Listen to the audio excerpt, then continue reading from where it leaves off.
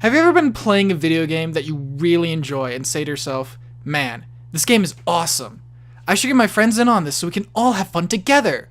So then you get ready to make a sales pitch to your friend and you call them up and say, I got a proposition for you. But then they hang up because they think you want them to join a door-to-door sales group or, a pyramid scheme. Leave me alone, Ian. I don't want to join your stupid group. Trying to get your friends to play a game is just part of the gaming world.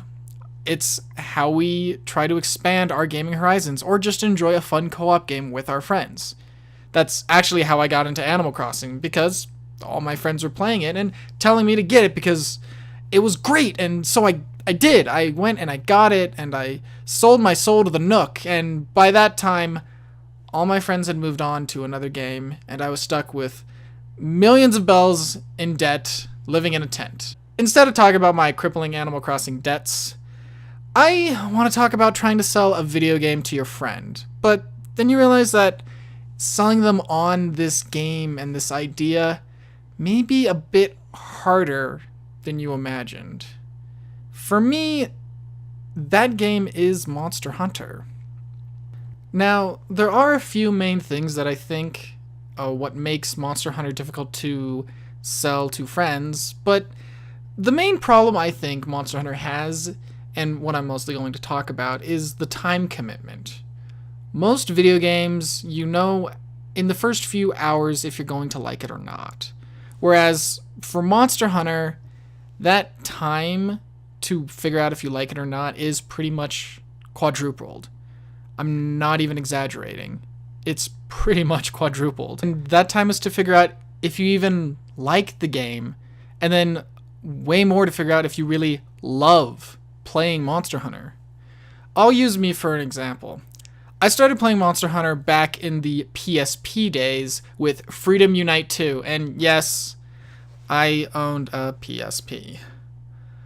I mostly got it to play with my friend, and it was pretty cheap. Monster Hunter, not the PSP. That thing was rather expensive.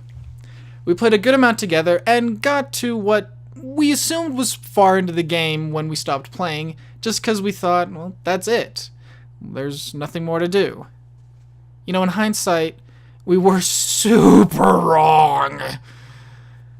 I don't have the total playtime, but I'm gonna say I played around 20 to 40 hours. I liked the game enough to buy Tri-Ultimate on the 3DS, and yes, I owned a 3DS. I mostly played by myself because the game came out my senior year of high school, and I didn't have friends that owned 3DSs. 3DSi? What is the plural for 3DS? That is a legitimate question. I don't know. Anyways, I played a few more hours and got to the end of low rank and stopped playing because I thought that was the end of the game, like most people.